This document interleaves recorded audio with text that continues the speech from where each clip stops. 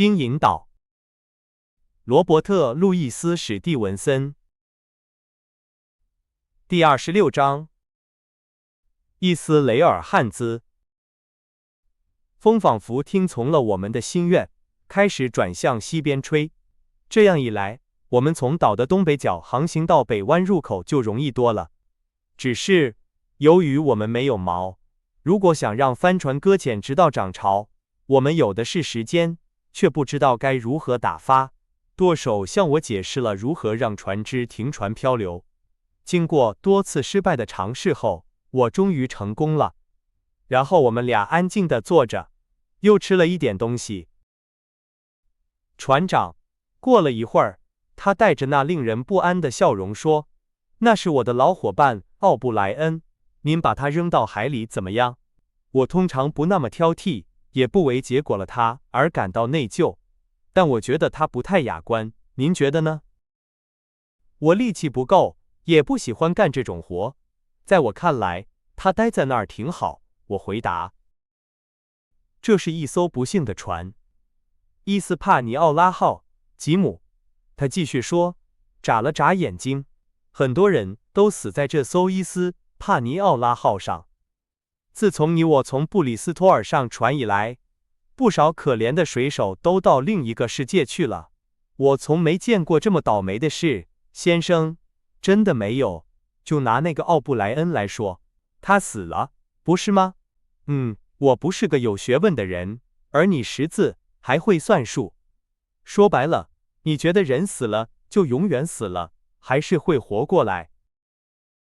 你可以杀死身体，汉兹先生，但杀不死灵魂。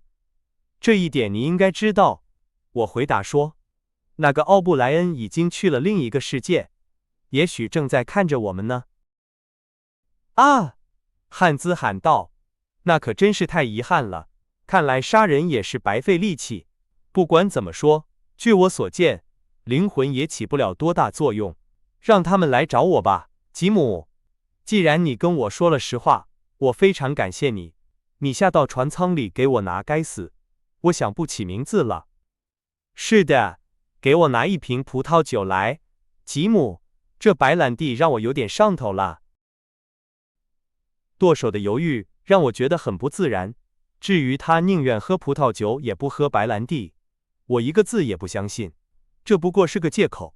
他想让我离开甲板，这一点很清楚，但我甚至无法想象他想干什么。他的眼睛始终没有和我对视，他们不停地转来转去，忽上忽下，一会儿看看天空，一会儿偷偷瞥一眼奥布莱恩的尸体。他一直保持着那种笑容，伸出舌头，带着一种尴尬和内疚的表情，以至于一个孩子都能看出他在耍什么花招。然而，我很快回答了他，因为我很清楚自己在哪方面比他强，而且他那么笨，我很容易就能把我的怀疑隐藏到最后。要葡萄酒？我问，那更好。您喜欢白葡萄酒还是红葡萄酒？哦，他也的精神确定为好酒，口径就为他回答，只要够烈，量够多，别的都无所谓。很好，我回答，我给您拿点波特酒来，汉兹先生。不过我得好好找找。说着，我下了船舱，故意弄出很大的响动，然后脱掉鞋子。我飞快地、悄无声息地穿过炮眼通道，爬上船首楼的梯子，探出头来。我知道他不会想到我会从那里出现，然而我还是采取了所有可能的预防措施。果然，我最坏的怀疑得到了充分证实。他已经半站起来，手脚并用，虽然移动时腿疼得厉害，我能听到他强忍着呻吟，但他还是以相当快的速度在甲板上移动。不到半分钟，他就到了左舷的排水孔旁，从一卷绳子里抽出一把长刀，或者更确切地说，是一把短剑，剑柄上沾满了血迹。他端详了片刻，下巴向前伸着，用手掌试了试刀尖，然后迅速把它藏在胸前和衬衫之间，回到了舷墙边的原位。这就是我需要知道的一切。伊斯雷尔可以四处走动，他现在带着武器，如果他费了这么大劲想把我支开，很明显我就是他的目标。他接下来会怎么做？是想从北湾爬过整个岛屿到沼泽地的营地去，还是打算开炮，指望他的同伙来救他？这我当然说不出来。然而，我确信在一点上我可以信任他，因为在这一点上我们双方的利益是一致的，那就是把帆船安全停泊好。我们都希望把它安全地停在一个隐蔽的地方，以便时机成熟时，可以毫不费力，尽可能安全地把它开走。在做到这一点之前，我可以肯定我的生命不会有危险。我一边思考着这些，身体也没闲着，而是悄悄地爬回船舱，重新穿上鞋子，随手拿了一瓶葡萄酒。然后，拿着瓶子作为借口，我重新出现在甲板上。汉兹像我离开他时那样躺在那里，像一捆东西似的瘫软着，眼皮低垂，仿佛虚弱的连光线都受不了。然而听到我来了，他还是抬起了眼睛，像个老手似的敲掉瓶颈，咕咚喝了一大口，同时说出了他那句口头禅：祝你好运。然后他安静了一会儿，接着掏出一小块烟草，央求我给他切一点。给我切一点这个，他说。我没有刀，也几乎没力气了，要是我有力气就好了。吉姆，我觉得我这次要翻船了，给我切一点，这肯定是最后一次了。我觉得我要踏上那漫漫长路了。是的，毫无疑问。好吧，我说，我给你切一点烟草，但如果我是你，感觉这么糟糕，我会像个好基督徒那样好好祈祷。为什么？他问，告诉我为什么？为什么？我喊道，几分钟前，你还在问我关于死人的事，你辜负了别人的信任，你生活在罪恶、谎言和血腥之中，你脚下躺着一个被你杀死的人，你还问我为什么？看在上帝的份上，汉兹先生，难道你还不明白吗？我说的有些激动，因为我想到了他藏着的那把沾满鲜血的短剑，他打算用它来结果我的性命。他则喝了一大口葡萄酒，然后用一种异乎寻常的严肃语气对我说：30年来，他说，我一直在海上漂泊，见过好事坏事，顺风逆境，物资耗尽，刀光剑影，什么都经历过。我要告诉你的是，我从没见过好事能从善行中产生，先下手为强，死人不会咬人，这就是我的信条。阿门。现在，听我说，他补充道，突然改变了语气，别再胡说八道了。潮水对我们有利。听我的命令，霍金斯船长，让我们进入小海湾，把这一切都了结掉。我们只剩下大约2英里路程，但航行却很棘手，因为那个北部锚地的入口不仅狭窄水浅，而且蜿蜒曲折，所以必须很好地驾驭帆船才能进入。我想我算是个能干而敏捷的下属，而且我完全相信汉兹是个出色的舵手，因为我们在这里转弯，在那里转向，避开岩石，擦过沙洲，操作的既精确又漂亮，令人赏心悦目。我们刚驶过入口的夹角，就被陆地四面环绕了。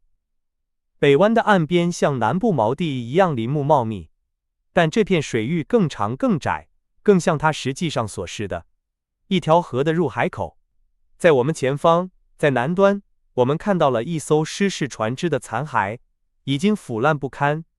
它曾经是一艘3桅大船，但长期暴露在风雨中，船身上挂满了湿漉漉的海藻，甲板上长满了许多陆地上的灌木，此刻正开满了鲜花。这是一个悲伤的景象，但也告诉我们那个锚地很平静。看，汉兹说，那里有个好地方可以让船搁浅，沙子又细又平，一点风也没有，到处都是树，那艘旧船上还长满了鲜花，像个花园似的。搁浅之后，我问，我们怎么才能让它重新浮起来？哎呀，他喊道，退潮的时候，你把一根缆绳带到岸上，绕在那些大松树上，再带回船上，把它绕在绞盘上，然后等着涨潮，同时保持船头对准岸边。涨潮时，大家一起拉缆绳，船就浮起来了。这很容易。现在，孩子，注意了，我们快到地方了，船速很快，向右舷偏一点，就这样，小心。右舷，现在稍微向左舷偏一点，小心小心。他就这样发号施令，我气喘吁吁地听从着，直到突然，他喊道：“就是现在，孩子！”于是我把舵柄猛地打过去，伊斯帕尼奥拉号迅速转向，船头冲上了那片低矮而树木丛生的海滩。最后几次操作的兴奋感，在某种程度上干扰了我一直以来对舵手的警惕。在那一刻，我如此急切地等待着船只触底的瞬间，以至于完全忘记了笼罩在我头上的危险。我探身到右舷栏杆外，看着海水在我们船头前分开。如果不是一种突如其来的不安感让我回过头来，我可能就毫无反抗地死去了。也许我听到了一些嘎吱声，或者看到了汉兹的影子在动，也许是一种像猫一样的直觉。但事实是，当我转过身时，我看见汉兹已经快要抓住我了，他右手拿着那把短剑。我们俩对视时，肯定都发出了一声惊叫，但是我的叫声是恐惧的尖叫，而他的叫声则像一头猛冲的公牛发出的愤怒咆哮。就在同时，他向前扑来，而我则向旁边跳向栏杆。我这样做的时候松开了舵柄，舵柄猛地向背风面甩去。我想，这救了我的命，因为他正好打在汉兹的胸口，暂时阻止了他。在他恢复过来之前，我已经脱离了他困住我的那个角落，沿着甲板跑开了。到达主桅杆时，我停下来，从口袋里掏出手枪，仔细瞄准，尽管他已经径直向我冲来，然后扣动了扳机，撞针落下，但没有火花，也没有枪响。海水已经让火药受潮失效了。我咒骂自己的疏忽，心想为什么没有早点更换火药，顺便也清理一下我仅有的武器。如果我早做了，现在就不会像一只待宰的羔羊一样逃跑了。尽管他受了伤，但他移动的速度却快得惊人，灰白的头发披散在脸上，那张脸因为急躁和愤怒而长得通红，像一面红旗。我没有时间，说实话，也没有心思去试另一把手枪，因为我确信它也派不上用场。有一件事很清楚，我不能只是后退，因为那样他会像刚才在船尾那样把我逼到船头的舷墙边。一旦被逼到那里，9到10英寸沾满鲜血的钢铁，就会是我在永恒之前的最后一次尘世体验了。我把手掌按在相当粗壮的主桅杆上，神经紧张地等待着。看到我想躲避他，他也停了下来。接下来是一阵他佯攻和我相应躲闪的时刻。这很像我以前常在家乡黑山小海湾的岩石周围玩的游戏。但是，请相信我，我的心跳从来没有在游戏中跳得这么快过。尽管如此，正如我所说的，这是一个小孩子的游戏，所以我相信自己能对付一个大腿受伤的老水手。事实上，我的勇气开始高涨，甚至有闲心去思考这场较量会如何结束。虽然我确信自己能坚持很长一段时间，但我对于最终能否活下来并不抱任何希望。我们正将持轴，这时伊斯帕尼奥拉号突然触底，在沙地上一顿，然后像闪电一样快，向左舷倾斜，直到甲板呈45度角。一些水从排水孔涌了进来，在甲板和舷墙之间形成了一片水洼。一瞬间，我们俩都被打倒了，几乎同时滚向排水孔。那个戴着红帽子的尸体，双臂仍然伸展着，也僵硬地跟着我们摇晃。我们离得如此之近，以至于我的头撞到了舵手的脚上，撞得我牙齿咯咯作响。尽管挨了这一下，我还是先站了起来，因为汉兹被尸体绊住了。船身突然倾斜，使得在甲板上奔跑变得不可能，所以我必须寻找其他的逃生方法，而且要快，因为我的敌人就在我身边。我像闪电一样快，跳向后围的支索，开始向上爬，一直爬到坐在横横上才停下来喘口气。速度救了我，因为那把短剑在我向上逃窜时，只差半英尺就砍到我了。伊斯雷尔·汉兹就站在那里，张着嘴，仰头看着我，脸上写满了惊讶和失望。现在我有了一点时间，便毫不耽搁地更换了手枪的火药，然后准备好一把手枪后，为了双重保险，我又开始取出另一把手枪的弹药，换上新的。我的新动作让汉兹愣住了，他开始明白形势对他不利了。犹豫了片刻之后，他也笨重地爬上了支索，嘴里叼着那把短剑，开始缓慢而吃力地向上爬。他拖着受伤的腿，花了很长时间，也发出了不少呻吟声，所以在我准备好武器之前，他还没爬到1/3的路程。然后，我每只手各拿一把手枪，对他吼道：“再走一步，汉兹先生，我就打爆你的脑袋。死人不会咬人，你知道的。”我冷笑着补充道。他立刻停了下来，从他脸上的扭曲表情，我知道他正在努力思考，而且这项任务对他来说是如此缓慢和费力，以至于我在我心的藏身之处放声大笑起来。最后，他咽了1-2下口水，对我说话时，脸上仍然带着那种极度困惑的表情。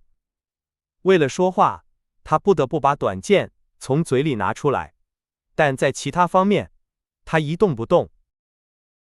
吉姆，他说，我想我们俩都遇到麻烦了，所以我们必须休战。如果不是因为那个倾斜，我早就抓住你了。但我运气不好，真的不好。看来我得投降了，这对我来说可不容易，吉姆，我可是个老水手，而你只是个船上小厮。